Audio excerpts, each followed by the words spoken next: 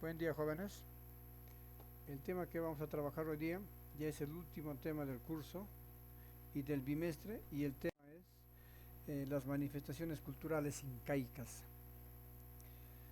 Eh, las principales características no han estado dadas por el gran desarrollo en la cerámica, en la metalurgia o de repente en la textilería. Lo que ha caracterizado ha sido la capacidad que han tenido ellos de asimilar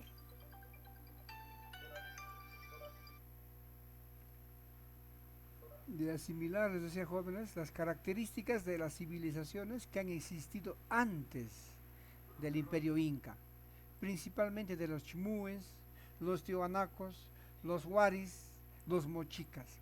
O sea, ellos han eh, heredado las manifestaciones culturales de esos pueblos que han existido antes.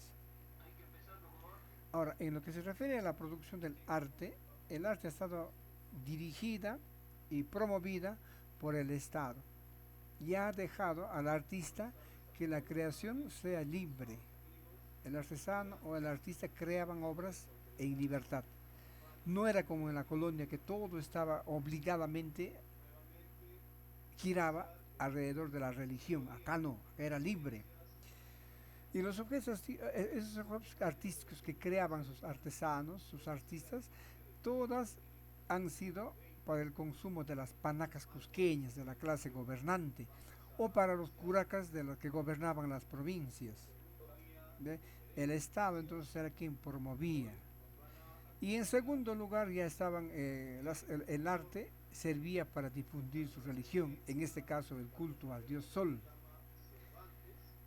Ahora bien, los objetos artísticos han sido siempre decorados en forma sencilla, con diseños geométricos que eran repetitivos y simétricos, y siempre han reproducido en sus obras seres vivientes estilizados y que han impuesto diversos pueblos a los que ellos han sometido a través de la conquista o a través de acuerdos, ¿no?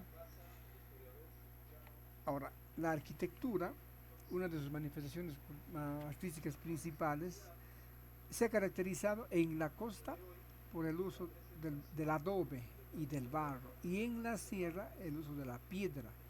¿Ve?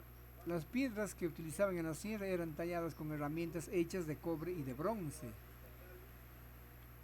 y han tenido que utilizar gran fuerza de trabajo para tallar esas rocas enormes que ellos han construido pues, en la época del Tahuantinsuyo, ¿no? Como el Machu Picchu, el Ollantaytambo, el Coricancha.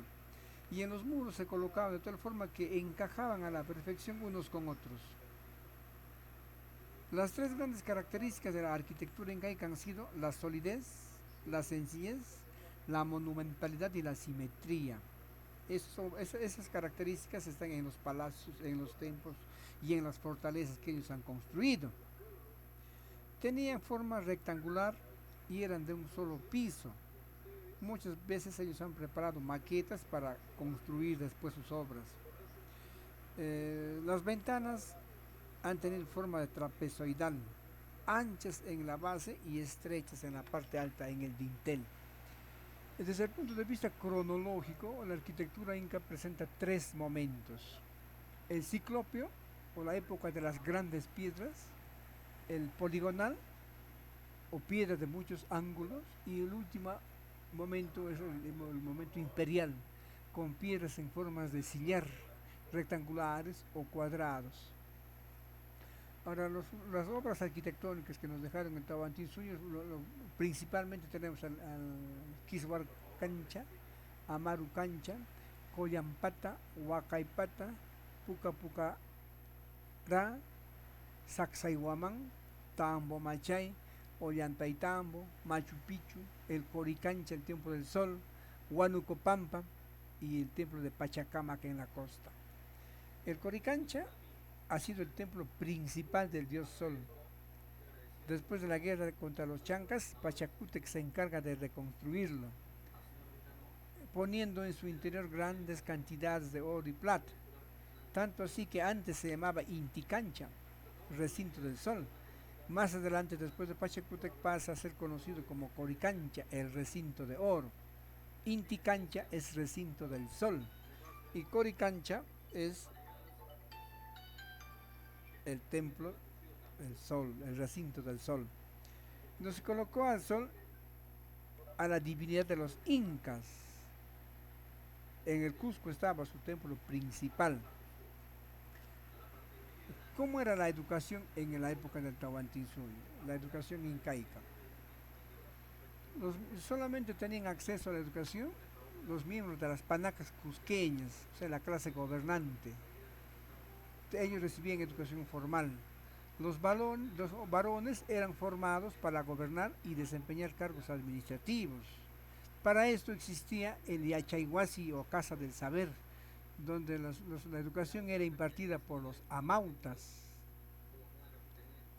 Había un solo Yachayhuasi y este se ubicaba en el Cusco.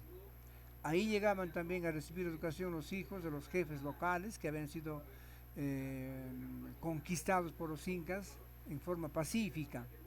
También eran educados para gobernar sus provincias, de acuerdo al Estado, a los intereses del Estado inca. Las mujeres escogidas vivían, o también eran llamadas aclias, ellas vivían en los acliahuasis, donde aprendían a confeccionar productos finos, hacían textiles, preparaban chicha, y los acliahuasis no solo fueron construidos en el Cusco, sino también había en todas las provincias, en las principales ciudades administrativas. En lo que se refiere a la cerámica, no hubo gran influencia, no destacaron mucho, no hubo gran desarrollo en la cerámica. Solamente han heredado lo que les trajeron los nazcas y los moches. ¿eh? Los principales cerámicos han sido el urpo o el aríbalo.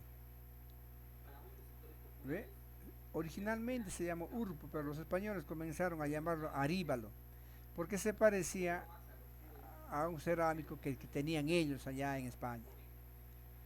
El urpo ha sido el cerámico más representativo de los incas. Era un cántaro de gran tamaño que era utilizado para trasladar agua principalmente, o para elaborar chicha, para fermentar el maíz, ¿no? Y el quero era un vaso ceremonial que tuvo su origen en Tiahuanaco.